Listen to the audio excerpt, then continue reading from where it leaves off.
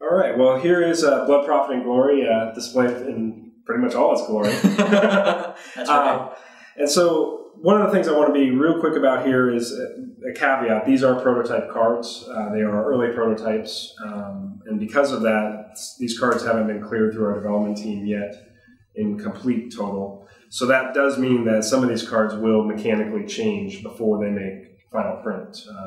We're zeroing in, and I think we've pretty much got it locked in at this point. But at the time of this shooting, there's still some changes coming down, and I want to make sure that our fans understand that I wouldn't get too excited about any one particular mechanic right now if I don't talk about it, because it's probably not going to stay there that way. Right. It's fair to say it's like 90%. I would say 95%. Yeah. We're basically just tweaking some really minute things that are creating edge cases in our development environment, and that's really where we're at on that. So as we talk about it today and talk about these cards today, just keep that in mind and make sure you understand that this could change. So basically, I think the best place for us to start is the 4 backer cards, right? Those are the 4 cards from the original Battle Kit backer that they came to us and donated a significant amount of money to us to help us make The Battle Begins. And in turn, we offered to design cards with them. That's right. So I think what I'd like to do is I'd like to start with the Jotun, if we can. And this card was designed alongside Jim O'Flaherty, who was our backer. We thank Jim immensely for his ongoing support of this project. He's one of our most avid sharers on social media and just always a real cheerleader for us in terms of doing better and getting better. So Lady Morgana the Fang is actually inspired by an MMA fighter in particular, and she's a very prominent MMA fighter. Yeah. But it's his favorite thing. He was very interested in MMA fighting, and he was very inspired by her story and all the things she stood for. And he wanted a card in the game that represented that. So that instantly led me into this warrior mechanic that we'd already been exploring as part of our design, but we didn't have a Type 1 really leading the warriors yet, right? We just didn't have that figurehead. That's right. And so when Jim brought this card to me, it was like, well, this just makes sense for us. Can we make her a leader of warriors as a whole? And for us, warriors kind of represent the shield maidens of Norse mythology. And so Lady Morgana is a warrior herself, of course, and so she works with any other effects that are looking for a warrior. But she also has her own focus too, like all the Jotun Type 1 combatants we've seen up to this point. And she does a really powerful ability, and she gives all other warriors focus too. Mm-hmm. So as we dive further into the warrior themes that are coming out in future expansions, you'll find she becomes kind of a centerpiece for the warrior build if you're a Jotun player.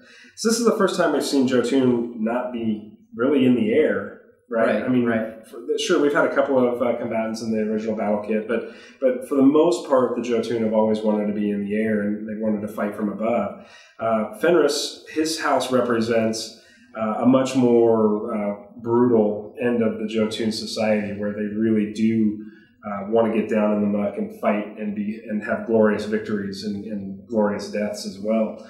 And so she really is the figurehead for that. And you'll notice that Morgana here is a 4 construction cost card. So by trait, she's going to be the most expensive, one of the most expensive Type 1s in the game at this point, for sure. And because of it, she does have some really good stats on her own, and she really does complement the other warriors. So just real quickly, I won't spend a lot of time, but the Shield and Sword of Hrothgar are both warrior combatants. We won't dive into their mechanics here, but I just wanted to let you know that those cards exist and are already playing on the warrior traits in this pack. So Morgana and Jim's design in general helped us really kind of direct this particular pack for the Jotun and really diving into this warrior mechanic.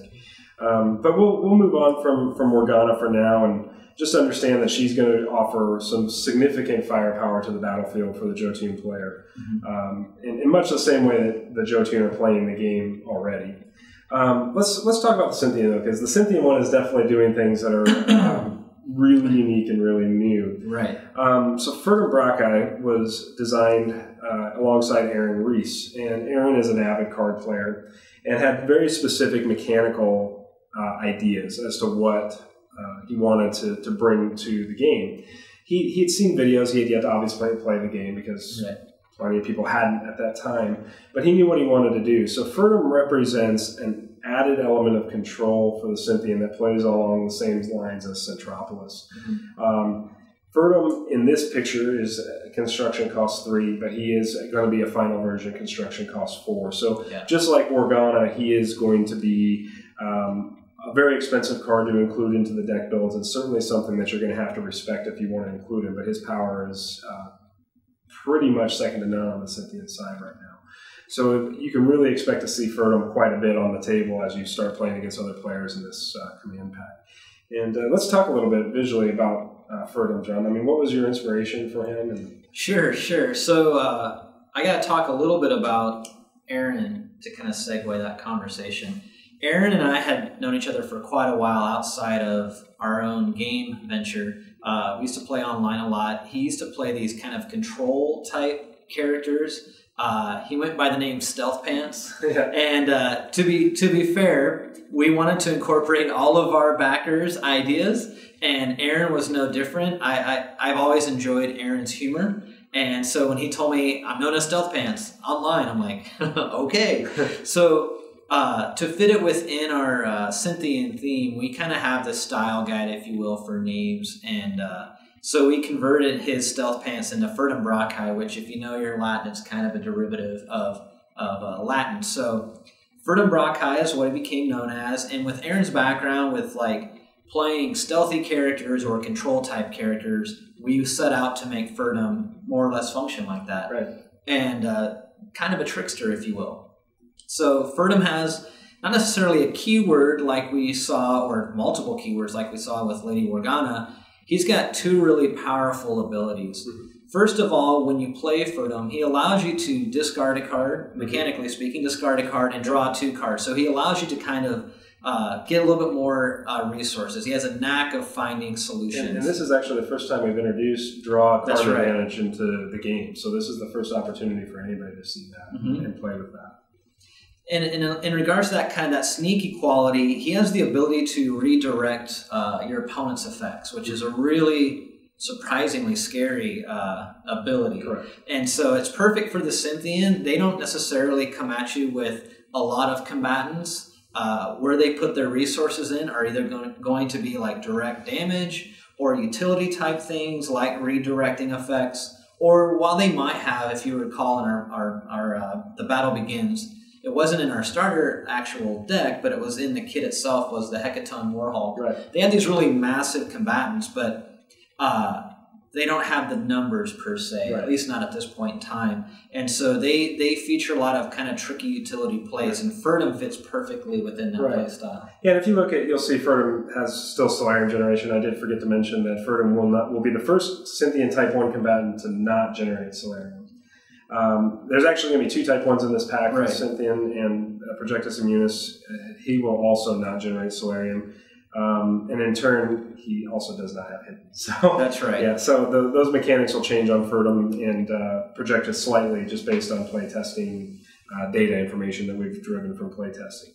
So let's move on to the second card that was designed by a backer, and let's talk about Dr. Lerner. Sure. Yeah, I mean, Dr. Lerner is a mercenary, so this is kind of fun to talk about a mercenary combatant. Obviously, mercenary combatants really change the scope of the game quite a bit. They give factions that you normally wouldn't want to have abilities, and that's the whole point of them. So Lerner here has had some significant changes as well. Number 1, he's going to be 6 Solarium instead of 4, which you're seeing on the card today.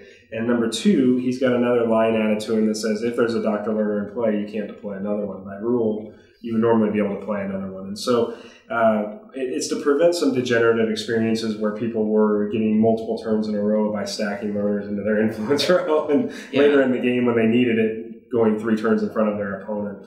So you can expect that to definitely not be part of the strategy for opponents. But Dr. Lerner nonetheless still provides a huge power because he says, hey, let's just restart our turn. Right. So visually, what's Lerner represent? And like, obviously, we call him the time hopper, so it's pretty clear he's playing with time, right? Right. So the backer for this is actually someone that Jesse knows a little bit more than I do, but the premises was that it wanted to have a play on time, and you can probably extrapolate this particular backer really appreciated his British sci-fi. Correct. And we'll just another doctor of sorts. Yep. And so we made Dr. Lehner. Yep. And he's our time hopper. So he's kind of our master of time in this game. So mechanically, at least in this iteration of the time hopper, he's able to give us a second turn or another turn after this Correct. turn. And so visually, he kind of also a little bit of a homage to the other doctor. Mm-hmm. Doesn't have a phone booth to go into, but he has his own little holographic cube that he generates when he shifts through time. Yep. And this, I did forget to mention, this is Peter Lerner was our backer, our Battle Commander backer that was inspired by our project. And I've worked with Peter for a number of years in my regular job and full-time job. And Peter was very passionate about this project for us. So we do thank Peter immensely, and Dr. Lerner is going to see play and going to be part of the table. He's an awesome card. So I'm excited that these backer cards aren't just cards we made out of... Yeah, they're not just fluff. Right, they're exactly. Mechanically speaking, they're really fun. Right. So then the last one is actually really unique, right? Because it's a site. That's right. So this was inspired by my aunt, Marcia Gallagher, was a Battle Commander backer for us, and obviously we're very pleasantly surprised to have family support like we've had in this project. Crazy Joe's Explosives is inspired by a place that's near and dear to me as a child, because I grew up in Crazy Joe's Fireworks in Missouri. That's right. And so every summer I would go and work the fireworks stand with my aunt and uncle, and I learned a lot about business and learned a lot about hard work and perseverance, and taking a business from just a small little 10 by 10 stand to the business they have today, which is 3 football fields long. So, but Crazy Joe's is obviously a play directly off of their fireworks stand business. And, if you're in the Kansas City area, I'd encourage you to go visit it. It's a pretty cool place. But basically, we were like, well, obviously Crazy Joe's has to be a site, right? That's right. Like, we knew Crazy Joe's Fireworks was a site. It's an iconic site in the Kansas City area during the 4th of July season. And so ultimately we needed to create a site for this as well. And it was almost a no-brainer. When she backed it, I almost instantly knew what we were going to do for a card, and I reached out to her, and she's not a card game player. She just wanted to support us. And I said, do you have any problem with me kind of just taking the reins on this and then bringing Crazy Joe's into our game? And she was just very, very touched by that.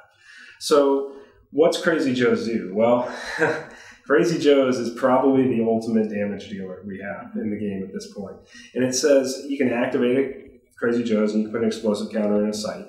And that in itself isn't all that exciting. As you stack those explosive counters, in one fatal swoop of a command window, you can take all of them off of all of your opponent's site and deal 4 damage to every single site that has an explosive counter on it. So it's just wrecking sites left and right. Yeah.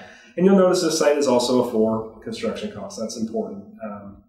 This site is final. We are 100% satisfied with how it performs, and so you will be seeing this site in your opponent's builds. I can almost guarantee it, and you better have a way to deal with it. It also, coincidentally, is one of the toughest sites to take out. Yeah, it has a tremendous attack value. Right. Being an 8/6 with 6 defense is definitely it's a decent defense, but that attack value, it's like the best defense in this case is an offense. It's an offense. And Crazy Joe's believes that 100%. Yeah. So that covers the 4 backer cards. One of the things that I want to do, and I came to everybody when we were doing this command pack and said, what if you guys all got a chance to design your own card? You've been very close to this project for, in some cases, 3 years. Yeah. And what if you guys could put your mark on the game? Would you want to do that? Of course, everybody was ecstatic. Super excited. And really wanted to do that. So I want to highlight some of those cards that were part of the development team here really quickly, and we won't spend quite as much time on these, but ultimately, let's start with Kaiser, since it's our man down. Sure. This card was designed by myself and Kent Kaiser, which is where the KYZR comes from, and Kaiser is his in-game name in other games that he plays. But basically, Kent was he's a big fan of a movie with some actors in it that are the unusual type, and so they may be suspects at times. Yeah. But basically, he wanted to create something that was deception, and he wanted people to not know what they were getting. They see something on the board and they think they're planning for something in particular, and then what they get is something totally different. Right. And so Kaiser literally clones, to a certain degree, any combatant in the game. Right. And so what that means is now some of those really expensive combatants that maybe are more difficult to play, Kaiser just says, I become that. And obviously, he gives a lot of value to the game in that respect, and a lot of targets. So we really like where Kaiser landed. It's got really good play implications. And again, it really does come down to, can I fit him in every build? Or if I'm not fitting him in every build, what am I sacrificing to do that? I love the design choice and the deck building choices that he brings when you're looking at building a new deck. Yeah. So visually, Kaiser is an experiment, right? Yep. Exactly. So there will be a lore if you follow us online. Right. There is a background that eventually will be completely expressed, if you will, and presented as far as what the background is for Kaiser. We mentioned in one of our videos about the Bertillon being a past experiment that's been released. Right. More or less, that's kind of how Kaiser comes into being. He's one of those experiments. Different company, different background, but broad stroke, he's an experiment that's now been released. Right. And from a mechanic standpoint, what's really nice about him, he messes with people's math. Right. Because when you see him, you think, oh crap, what is going to happen? What's going to happen? So knowing how, as the game evolves, we'll have more combatants in the game, it's going to be really difficult for your opponent to know what will the Omega experiment turn into. It literally becomes a bluffing mechanic every attack. Yeah, it's a fantastic card in terms of creating some surprise capability when it's on your side. It's not so much fun to play against it sometimes. But so then let's talk a little bit about Verker, because Verker is Frank Ruby's card. Frank's been with us since the get-go.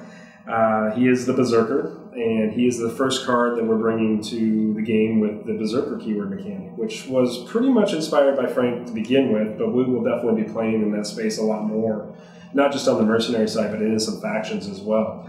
And basically the Berserker mechanic says whenever he is declared as an attacker, he gets a +1/+1. So literally he just gets faster and faster, doing more and more damage.